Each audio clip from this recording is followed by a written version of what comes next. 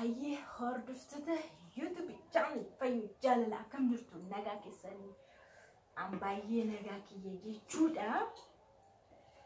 Maal hojjechuuf seetanii qixxaa beektu qixxaa'uufidha. Qixxaa xaafii moo qixxaa xaafii bukoofnu look kan xaafii sunu biddeen irraa jechuudha. Qixxaa nyaachuu na barbaachise waan ta'eef qixxaa kana immoo goommana nyaachuu na barbaachise raafuu jechuudha. Kanaaf qixxaa makan ta'e jechuudha. Qixxaa xaafii diimaa fa'aa baay'ee namatti tola, garuu xaafii diimaa bichaa hin daaskisne waan ta'eef qixxaadhuma suma biddeen irraati qixxaa toshuushuu jechuudha. Look qixxaa biyya keenya yaade dhugaa waaqa.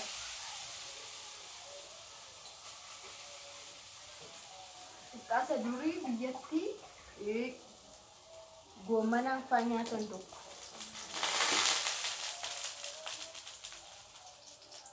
Goommanaan kan nyaatamu jiramti isa jechuudha.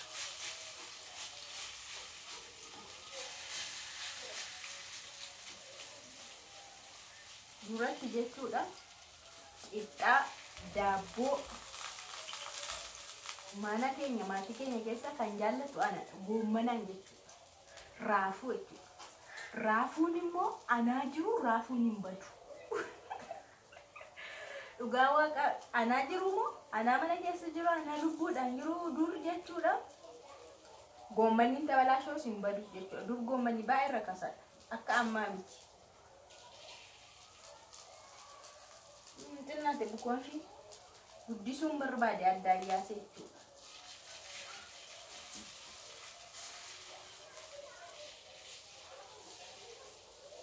Inna har'a bakka baay'ee yaade waan ta'eef goommanni waan jirtuuf maaliif qixxaa goommanaan nyaadhu yaade jechuudha. Waanuma mana keessa jiru maaliif hin hojjedhu jedheen jalqabee hordoftoota kiyyaa siin jedha. Na qixxaa kiyyaa amma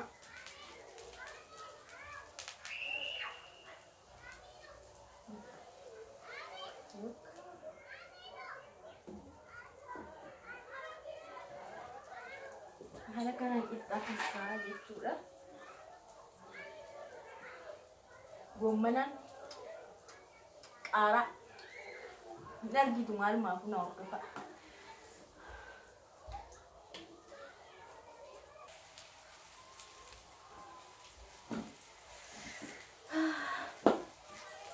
Itti garagalte tokko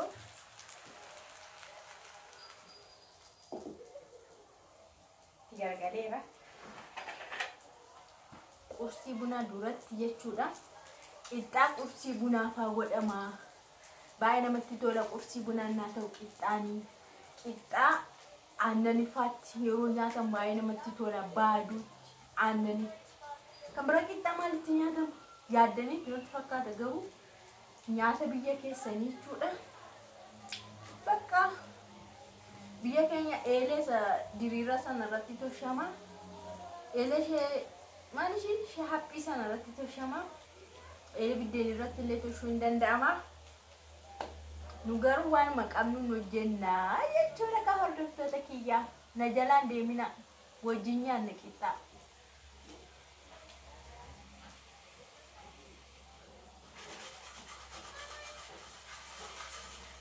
Qasiin jenne garuu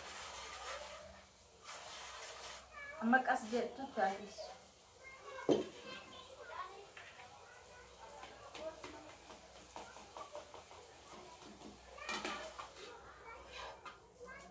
Gana adii qixxaan yoo sirriitti qixxaa kan jedhamu haphii ta'ee garuu baay'een haphisne jechuudha.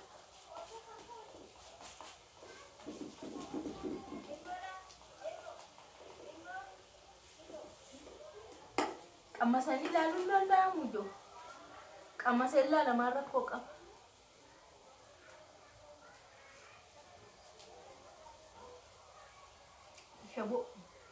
Ashaboollee qaba waan ta'eef mi'a waaqa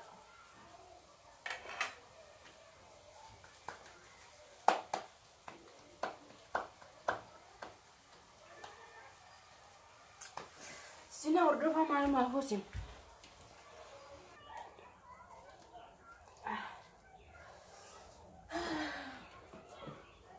Rabe, shamun rabatetti shulluxxoo fakkaatti. Qixxaan fakkaatti dhugaa waaqa. Shulluxxoo fakkaatti dhugaa. Shulluxxoo beekan keessan beeka ambaashaa.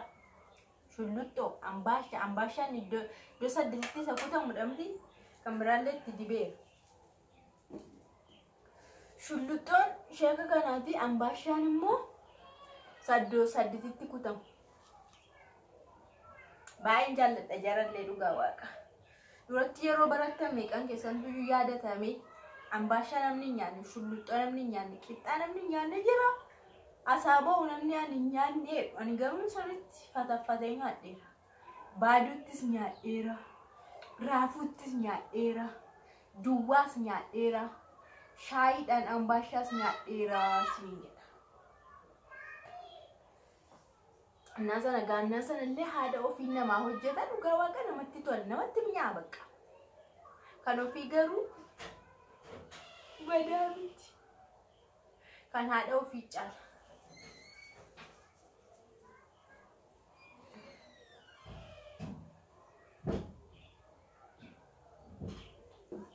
Sanu kasalatti malee immoo istoofichi haayilii waan hin qabneef elektiriikiin dafee naan bisheessu. Kanaafan kasalatti godhee jechuudha. Isin faana oduu odeessaa si yaadachiisaa, shulluxxoo si yaadachiisaa, qixxaa si yaadachiisaa, raafuu si yaadachiisaa.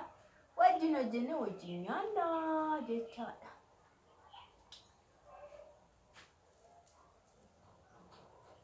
Lagasuu.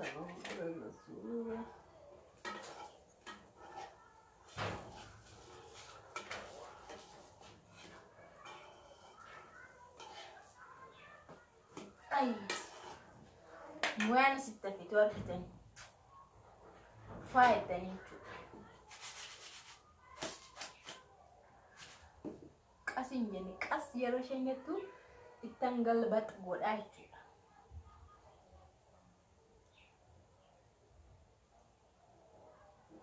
Daqiiqaan garuu isinitti dheerataa jira hordoftoota kiyya.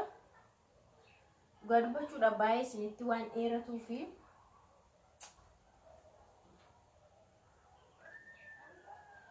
isinitti dheeratte daqiiqa.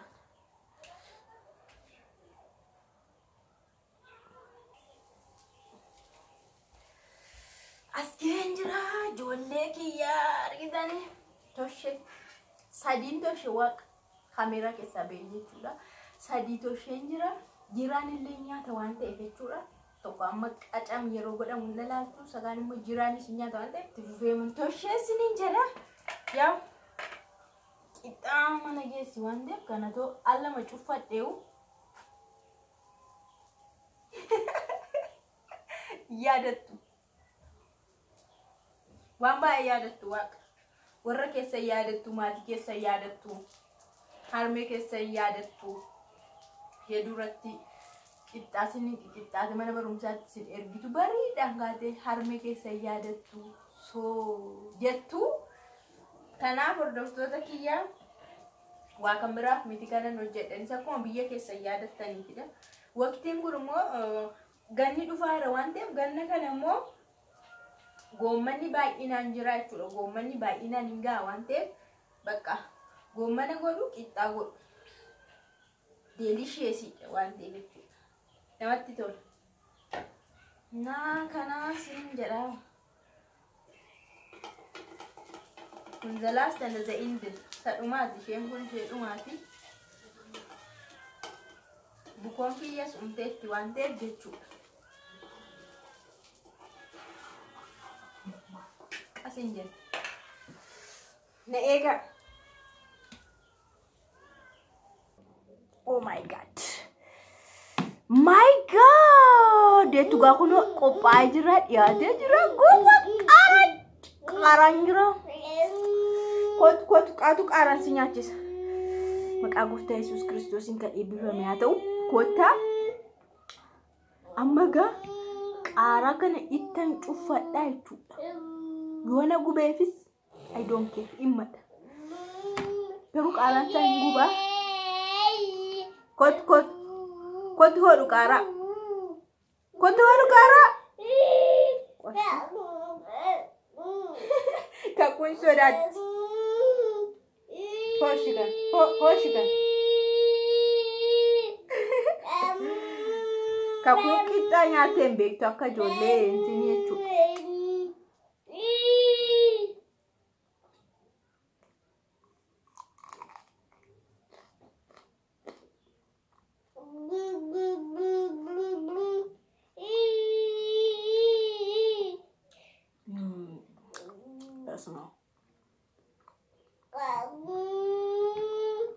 Sitti mun danda'u.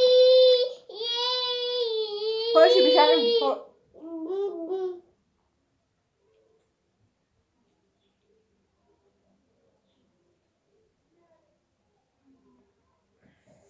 horii keenya duratti qixxaafa harka keessa nu kaa'anii nu guddisan.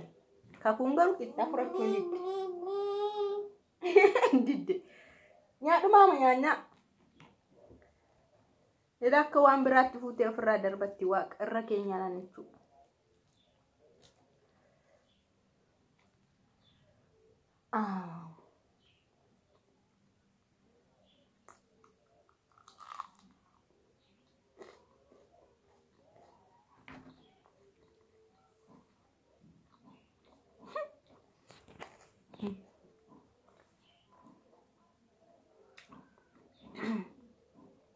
Qicca.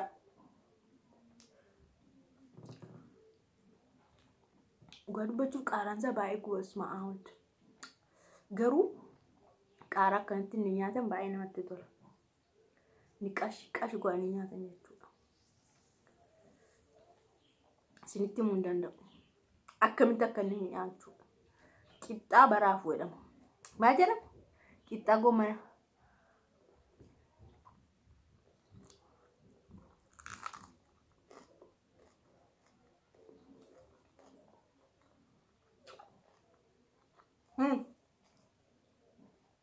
Mianti?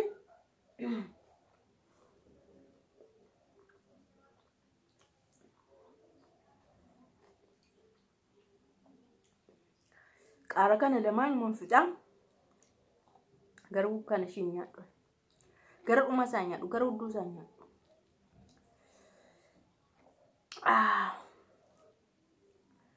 Why harmee kiyya? I miss you. I miss you, my mom. Kana yeroo nyaadhu harmee kiyya na yaadadha sirriitti.